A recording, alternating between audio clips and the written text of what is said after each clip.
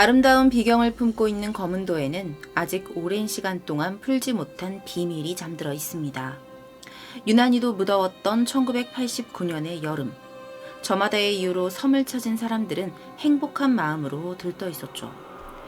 하지만 섬을 찾은 누구도 곧 이곳에서 벌어질 사건이 30년이 넘는 미스터리로 남을 것이라고는 생각지 못했을 것입니다. 오늘 준비한 컨텐츠는 1989년 전라남도 여수시의 섬인 거문도에서 벌어진 사건입니다. 거문도를 찾은 김 씨는 한 해수욕장에서 여유로운 한때를 보내고 있었습니다. 그런데 다른 관광객들이 김 씨 일행을 찾아와서 그들에게 놀랄만한 이야기를 전하는데요. 곧 관광객 아주머니의 뒤를 따라간 김 씨 일행의 눈앞에는 충격적인 모습이 펼쳐져 있었습니다. 바다에서 밀려온 것으로 보이는 한 남성의 시신이 있었던 것입니다. 작은 섬마을은 순식간에 사건의 현장으로 변했습니다. 시신을 무트로 옮긴 김 씨 일행은 그가 아직 살아있는 것처럼 보여서 심폐소생술과 경락 마사지를 했지만 남자는 이미 숨을 거둔 뒤였습니다. 발견 당시 상의를 입지 않은 채 검정 바지에 갈색 구두를 신고 있었던 남자의 정체는 이내창이라는 사람이었습니다. 그는 당시 중앙대학교 안성 캠퍼스의 총학생회장이었습니다. 그런데 경찰은 이 사건을 이 씨가 학생회 업무에 부담을 느껴서 이를 떨쳐내기 위해 무작정 거문도를 찾았고 암석위를 걸어가다가 실수로 물에 빠져서 숨진 단순 익사로 발표합니다. 하지만 이 씨의 유가족은 30년이 넘는 시간 동안 경찰의 발표를 한순간도 믿을 수 없었다고 해요. 이 씨의 큰형은요, 여수경찰서에서 자살로 통보해온 결과보고서를 찢어버렸다고 합니다. 하나부터 10까지 말이 안 된다는 것이었죠. 경기도 안성시에 살고 있던 이 씨가 하루아침에 다도의 최남단인 거문도에서 시신으로 발견되었다는 사실을 쉽게 납득하지 못하는 것이 당연해 보입니다. 그는 왜 갑자기 이곳을 찾았던 것일까요? 그리고 어떻게 이곳에서 죽음을 맞았던 것일까요? 이 궁금증들은 이 씨가 떠난 뒤 남은 주변인들의 몫이었다고 합니다. 거문도는 그에게 연고도 없는 곳이었기 때문이죠. 무엇보다 당시는 총학생회장의 자리를 비울 수 없었던 상황이었다고 합니다. 광복절 집회를 앞둔 상황이었고 총학생회 집행부는 따로 개학 이전에 MT를 가기로 예정된 상태였다는 것입니다. 사건 발생 하루 전에도 그는 학교에 있었습니다. 3일 뒤에 있을 MT에 관한 회의를 하기 위해서였죠. 그런데 그날 오전에 낯선 남녀가 학교를 찾아오면서 약간의 문제가 생깁니다. 이 씨가 당시에 음료수 3개를 사서 그들과 나눠 먹는 장면을 목격한 학생들도 있었고요. 그런데 이 씨의 행동이 달라진 건 그 뒤부터였습니다. 오후 1시 40분경에 학교 앞에서 안성행 버스를 탔었던 이내창 씨가 2시간 뒤에 또다시 같은 자리에서 안성행 버스에 오르는 모습이 학생들에게 목격된 거죠.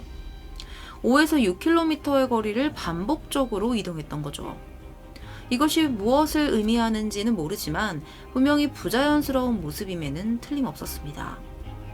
그리고 평소 자신의 일정을 학생회 친구들에게 알리고 다녔다는 그가 그날따라 어디로 간다는 말 한마디 없이 자취를 감췄고 바로 다음 날 400km나 떨어진 섬에서 시신으로 발견된 것입니다. 소식을 듣고 다급히 현장을 찾은 가족과 지인들은 시작부터 이해할 수 없는 일들에 부딪힙니다. 먼저 8월 중순이면 굉장히 덥잖아요. 무더위가 절정을 달하는 시기임에도 이내창 씨의 시신이 땡볕에 방치되어 있었다는 것입니다. 상식적으로 다음날 부검이 예정되어 있다면 부패를 막기 위해 1시라도 빨리 냉동고로 옮겨야 하는데 그 과정이 제대로 이루어지지 않았던 것이죠. 문제는 이뿐만이 아니었습니다. 이내창 씨의 부검에 참여했던 부검이 역시 석연치 않았던 당시의 상황을 생생하게 기억하고 있었습니다. 당시에 외부에서 왔던 부검이었는데요. 분명히 올 때는 새로 바뀐 냉장시설에 보관이 되어 있다고 들었는데 그것과는 다르게 무언가 문제가 생겼음을 느꼈다는 겁니다. 이후에 시신을 보니 얼굴이 시커멓게 변해 있었다고 해요. 냉장시설은 고장나 있어 도리어 온풍기 역할을 했고 시신은 이미 부패가 상당히 진행되고 있었습니다. 그때부터는 사인을 판단하기가 어려워지겠죠. 하지만 다행히도 미궁에 빠질 뻔한 사인을 밝힐 수가 있었습니다. 현장에서 찍어둔 사진 덕분이었죠. 사진 속의 이 씨의 입 주변에서 거품이 확인이 되는데요. 그것을 통해 이 씨가 익사했다는 것을 알 수 있었죠. 오직 살아있는 상태에서 물로 들어간 시신만이 입과 코 주변에서 거품을 확인할 수 있다고 합니다. 이것은 스스로 숨을 쉬고 있었다는 결정적인 증거였습니다. 이렇게 사인이 익사인 것은 의심할 여지가 없었습니다. 그런데 여기서부터 오히려 의구심이 커지는데요. 시신이 발견된 지점은 해변의 샤워장에서 5m 떨어진 지점이었습니다. 밀물일 때도 최대 수심이 1m 10cm에 불과하고 썰물일 때는 해변에서 100m 떨어진 곳까지 돌밭이 되는 곳이었습니다. 무엇을 의미하는지 아시겠죠? 성인 남성이 익사할 만한 곳은 아니라는 겁니다. 이 씨의 사망 이후 학교 친구들은 여름 내내 시신 발견 장소가 익사할 만한 장소가 맞는지 계속해서 실험을 진행했다고 합니다. 하지만 그들의 노력에도 의문은 좀처럼 해소되지 않았습니다. 얼마 뒤 경찰도 학생들과 비슷한 사고 실험을 진행합니다. 실험의 내용은 이 씨가 실족했다고 의심되는 장소에 20kg의 페트병을 띄운 뒤에 어디로 흘러가는지 보는 것이었는데요. 사건 발생 2달이 지난 10월 26일 경찰은 실험 결과와 수사 내용을 종합해서 그가 돌출된 바위 위에서 실족 익사했고 시신이 떠내려왔다고 결론을 내립니다. 석연치 않은 이 씨의 죽음은 그렇게 결론이 나는 것처럼 보였습니다. 그런데 당시에 시신이 발견된 최초 현장에서부터 경찰의 실험 과정까지 동행했던 사진기사 김 씨는요, 경찰의 결론을 신뢰할 수 없다고 입을 열었습니다. 실험의 기본 조건부터 잘못되었다는 거죠. 이 씨가 숨진 장소는 남해상의 바다였습니다. 풍향이나 조수의 차, 기온 등 수많은 요소로 시시각각 바뀌는 바다의 특성상 경찰이 실험을 진행했던 바다는 시신이 발견된 그날의 바다와는 너무도 달랐다는 것이죠. 그날 검은도에 남아있는 기상자료를 바탕으로 현재의 기술을 통해 시뮬레이션을 한 결과는 당시 경찰의 발표와는 달랐습니다. 시신이 발견된 장소가 곧 물에 빠진 장소일 가능성이 높다는 결과가 나온 것인데요.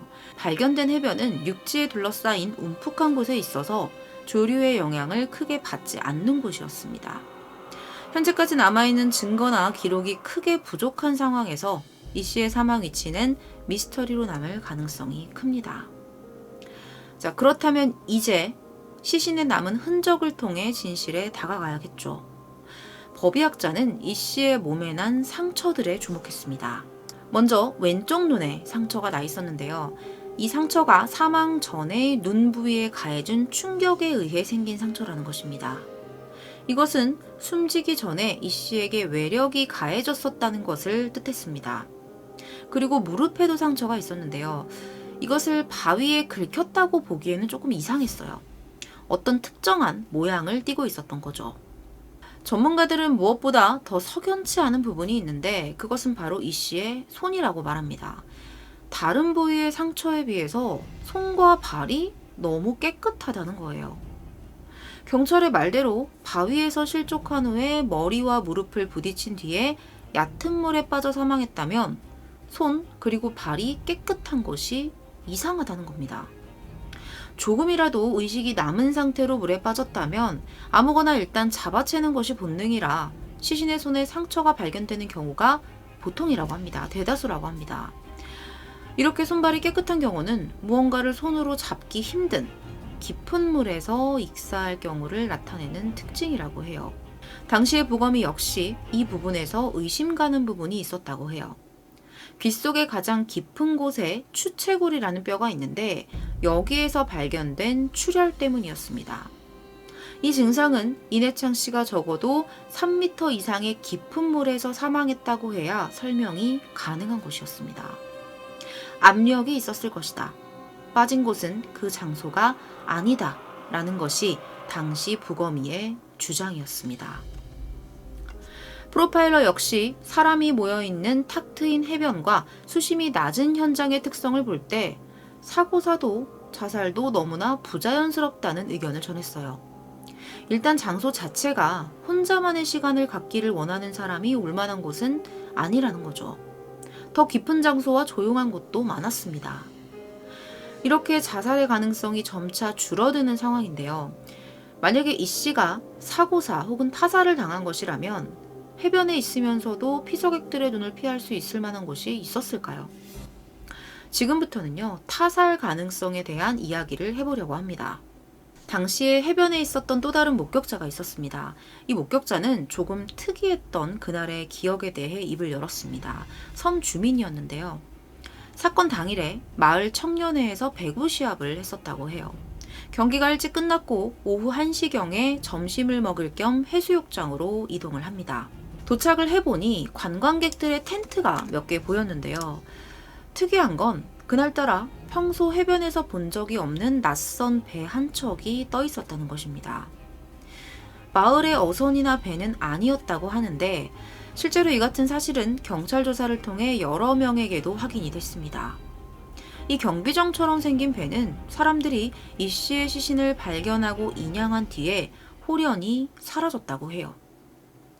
사람들은 경찰의 수사 내용만을 주목했지만 만약에 이내창 씨가 숨지기 전에 있었던 곳이 바로 이 배였다면 퍼즐은 좀 더 자연스럽게 맞춰집니다.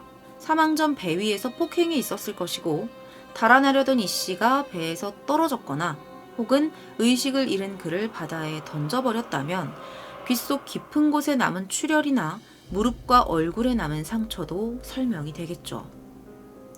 그러나 이 배의 정체는 수많은 의혹들과 함께 30년이 넘는 시간 동안 밝혀지지 않았습니다. 당시 경찰은 이 배를 아예 조사 대상에 포함시키지도 않았었고요. 중요한 연결고리들이 끊어져 가는 상황에 남은 것은 목격자들의 진술이었습니다. 만약에 이 씨가 스스로 섬에 들어왔다면 마을 주민이나 관광객들 중 그를 목격한 사람이 분명히 있을 텐데요. 목격자들의 증언을 들어본다면 그가 정말 혼자 왔는지 아니면 수상한 동행이 있었는지도 알 수 있을 것이었습니다.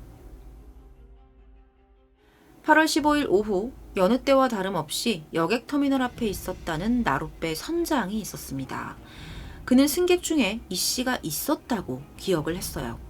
이 씨가 20대 남녀의 사진을 찍어준 뒤에 나룻배에 올랐다고 하는데요. 특이한 건 이 씨가 혼자가 아니었다는 거예요. 당시에 선장이 세 사람이 일행이라고 생각했었던 이유가 있었어요. 요금이 500원이었는데 여자가 2,000원을 이 선장에게 지불했고 선장이 500원을 거슬러 줬을 때 별말 없이 받고 내렸다는 것입니다. 그럼 3명의 요금이 맞다는 의미겠죠. 이 선장의 증언은 학교 방송국 학생들이 녹취를 해서 증거로 남기기도 했습니다. 동행자가 있었다는 말에 경찰은 승선 신고서를 뒤졌고요. 2명의 남녀를 찾게 됩니다. 도씨성을 가진 여성과 백씨성의 남자였는데요. 이 두 사람은 왜 이 씨와 함께 거문도를 찾았던 것일까요? 사건 당일 이 세 사람의 행적을 살펴보도록 하겠습니다. 이 씨가 거문도에 도착한 시간은 낮 12시 58분경이었습니다. 1시간 뒤에 그는 선착장 근처 식당에 들러 혼자 신문을 보면서 볶음밥을 먹었는데요. 그 모습이 주인과 손님들에게 목격됐습니다. 이 사실은 부검에서도 확인이 됐죠. 그런데 혼자였던 그가 누군가와 함께 있는 모습이 목격된 것은 오후 3시경 한 다방에서였습니다. 다방 종업원의 진술서에 따르면 이 씨는 조금 우울하고 쓸쓸한 분위기의 말수가 적었고 줄곧 같이 있었던 여성이 이야기를 했다고 해요. 한편 가게 밖에서는 이 두 사람을 감시하는 듯이 보는 남자가 있었고 대화를 마친 후 세 사람이 같이 선착장으로 향했다고 합니다. 두 남녀 도씨와 백씨는 사건 발생 이틀 뒤인 8월 17일 거문도 선착장에 나타났다가 경찰에 연행이 됩니다. 내려와 있던 이 씨의 친구들도 이 길에 동행했는데요. 용의자도 잡혔으니 사건이 곧 해결될 줄 알았다고 합니다. 그런데 연행된 두 사람은 금방 풀려납니다. 도 씨는 애초에 그 해변에 간 적도 없다고 진술을 했고요. 30년의 세월을 넘어 다시 찾아간 취재진 앞에서도 여전히 억울함을 호소했습니다. 자신은 그저 당시 남자친구 백 씨의 친구가 있는 거문도로 여행을 갔을 뿐이라는 거죠. 다방 종업원이 자신을 봤다고 한 시간에는 운동장에서 그네를 탔고, 선장이 자신을 봤다고 한 시간에는 해변에서 사진을 찍고 있었는데, 그들이 어떻게 자신을 봤다고 하는지 모르겠다는 입장을 전했습니다. 그리고 32년 전에 도 씨가 경찰 조사를 받았었잖아요. 그런데 조사 이후부터 상황이 좀 이상하게 바뀌기 시작해요. 분명히 1차 진술 때 이내창 씨를 봤다고 진술했었던 다방 종업원이 며칠 뒤에는 자신이 본 사람은 이 씨가 아니라 도 씨 일행 중에 한 명인 서 씨, 백 씨의 친구 중에 서 씨가 있었는데 서 씨였다고 말을 바꾼 겁니다. 나룻배 선장의 말도 처음과 달라졌습니다. 이내창 씨가 일행이 있었던 건 사실이지만 그 일행이 도 씨와 백 씨라고 한 적은 없다는 거죠. 경찰은 수사 결과 이들의 진술이 번복되어 신뢰할 수 없다는 결론을 내렸고요. 핵심 목격자들의 증언은 그렇게 사라졌습니다. 동행자도 목격자도 분명해 보였는데 사건은 어떻게 지금까지 의문으로 남게 된 것일까요? 그 본질을 엿볼 수 있는 것은 89년 10월 9일 여수경찰서장 직인이 찍힌 수사 서류에 있었습니다. 서류에는 다음과 같은 말이 적혀 있었습니다.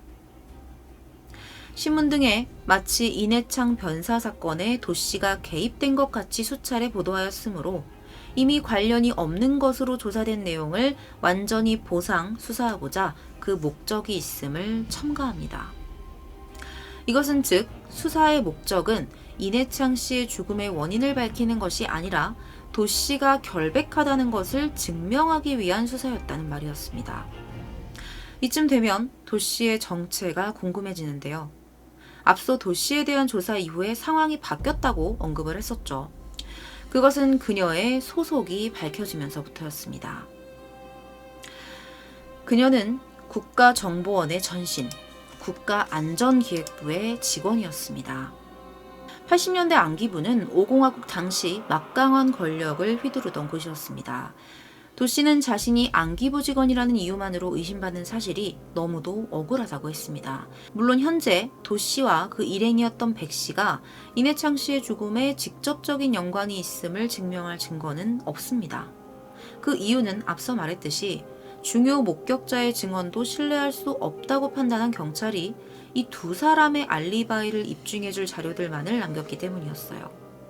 이렇게 경찰이 이 씨 사망에 대한 진실보다 도 씨에 대한 의심을 지우는 데 집중하면서 사건은 더욱 복잡해지고 의혹은 커졌죠. 경찰은 8월 14일과 15일 두 사람의 이틀간의 행적을 직접 동행하며 기록으로 남겼습니다. 두 사람의 알리바이에 대한 보고서는 눈에 띌 만큼 상세합니다. 이는 도 씨의 자필 진술서에서도 마찬가지였어요. 그런데 진술 전문가들은 그녀의 자술서에 석연치 않은 점이 있다고 말합니다. 범행 시간과 가장 맞닿아 있는 15일 오후 2시부터 5시까지의 진술이 구체적인 다른 진술들에 비해 너무나도 부실하고 세부 묘사는 거의 드러나지 않는다는 것이었죠. 도 씨와 백 씨가 거문도를 찾은 이유도 의심스러웠습니다. 도 씨는 앞서 8월 초에 휴가를 맞아서 백 씨의 친구인 박 씨가 있는 거문도에 갈 계획을 세웠다, 이렇게 말을 했습니다. 그런데 이상하게도 이 거문도 행배를 예매한 건 여수에 근무하고 있었던 안기부 직원으로 밝혀집니다. 그리고 원래는 더 빠르게 거문도에 들어갈 수 있는 오전 7시에 쾌속선표를 샀음에도 표를 바꿔가면서까지 이내창 씨가 탔던 느린 배에 탑승했던 것, 이것도 이상했습니다. 게다가 도 씨는 박 씨가 잘 곳을 제공하기로 했고 이미 몇 주 전부터 이야기가 된 부분이라고 말했어요. 이 거문도행은 이내창 씨와는 관련이 없다고 주장하는 부분이죠. 하지만 박 씨, 이 백 씨의 친구라고 했던 박 씨의 진술은 달랐습니다. 박 씨의 진술서를 보게 되면 그의 가족이 낯선 이들의 연이은 방문에 대해 사전에 이야기를 듣지 못한 것으로 보였습니다. 이것은 수차례 박 씨에게 거문도 방문을 알렸다고 말했던 도 씨와 백 씨의 진술과는 다르죠. 그의 진술서에는 친구들이 사전에 어떤 말도 없이 계속 오는 과정에서 박 씨의 어머니가 화가 나셨고 15일에도 친구 2명이 더 오는 것에 대해서도 화가 나셨다는 부분이 자세하게 진술되어 있었습니다.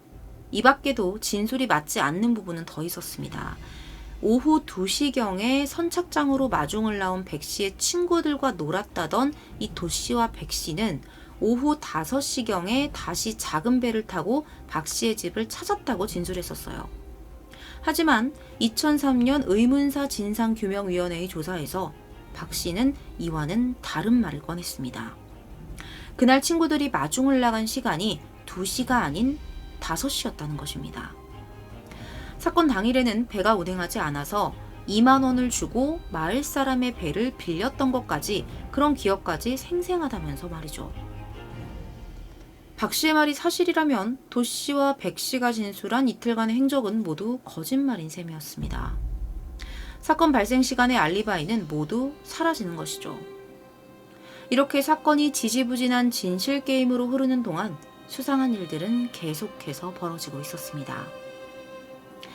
앞서 다방 종업원이 진술을 바꿨다고 말씀드렸었는데, 그 당시에 왜 진술을 바꿨냐는 취재진의 질문에 그녀는 뜻밖의 이야기를 들려줍니다. 학생증 목걸이를 하고 있었던 중앙대 학생들이 찾아와서 진술을 바꾸라고 이야기했다는 거예요. 학생들이 왜 그런 행동을 했던 것일까요? 당시 학교에서는 이 밖에도 이상한 일들이 많았다고 합니다. 첫 번째로 나룻배 선장의 진술을 학생들이 녹취해놨던 테이프가 있었는데 이것들이 다 지워져 버렸고, 두 번째로는 학생들이 복사해서 보관 중이었던 도 씨와 백 씨의 승선 신고서가 사라졌다고 합니다. 세 번째로 목격자들이 말을 바꿨던 그 무렵에 결정적인 증거들이 하나둘 사라졌다고 해요. 이에 총학생회는 행적이 수상하거나 행동이 부자연스러운 학생들에 대해 자체 조사를 합니다. 그 결과 당시 안기부에 학생들의 정보를 넘겨주고 용돈을 받거나 유학 등의 특혜를 받는 일명 프락취들이 있었음이 밝혀집니다. 그해 여름, 누구보다도 이내창 씨의 죽음을 밝히려 했던 학생이 있었는데요. 그도 안기부 프락취였다고 합니다. 분명한 사실은 총학생회장 이내창 씨가 안기부 직원과 같은 배를 탔고 섬에 도착한 뒤 시신으로 발견되었다는 것입니다. 이것은 정말 우연이었을까요? 2002년에 대통령 소속 의문사 진상규명위원회가 이 사건에 대한 수사를 진행하면서 해결의 실마리가 잡히는 듯 했습니다. 중간 발표를 통해 당시의 수사 결과와는 달리 이내창의 거문도행에 동행한 여성인 안기부 직원 도 씨와 이 여성의 친구로 알려진 현직군인 백 씨를 포함한 다수의 외지 남성들이 이내창 사망 시점에 거문도에 머물고 있었음을 밝혀냈다고 발표했죠. 또한 이내창 씨의 사망 전에 민족해방운동사 걸개 그림 반출 사건 및 임수경량 방북 사건 등과 관련해 당시 안기부가 이내창을 내사했을 가능성이 높고, 이내창을 공안 사건에 엮으려 했을 것이라는 안기부 직원의 진술도 확보되었다고 합니다. 이러한 발표는 이내창 씨의 변사체가 발견된 이래 오랫동안 제기되었던 타살 의혹 또는 국가정보기관의 개입설을 뒷받침하는 것이 되었습니다. 하지만 국정원의 자료 제출 거부 등으로 2004년 더 이상의 진상규명이 불가능하다는 결정이 내려지면서 수사는 마무리됐습니다. 현재 그의 유해는 경기도 이천 민주화 운동기념공원에 안장되었습니다. 수사는 마무리됐지만 사건의 진상규명을 원하는 의지는 여전히 살아있습니다. 2019년 8월 15일 광복절, 이내창 기념사업회와 중앙대 동문들을 중심으로 한 30주기 추모제가 열렸습니다. 과거의 모든 의문사와 국가폭력 희생사건이 규명되고 명예회복이 실현되길 희망하는 마음으로 모였다는 이들이 원하는 진실은 아직도 거문도 바다에 잠들어 있었습니다. 오늘 준비한 미스터리 콘텐츠는 여기서 마무리하도록 하겠습니다. 시청해주셔서 감사합니다.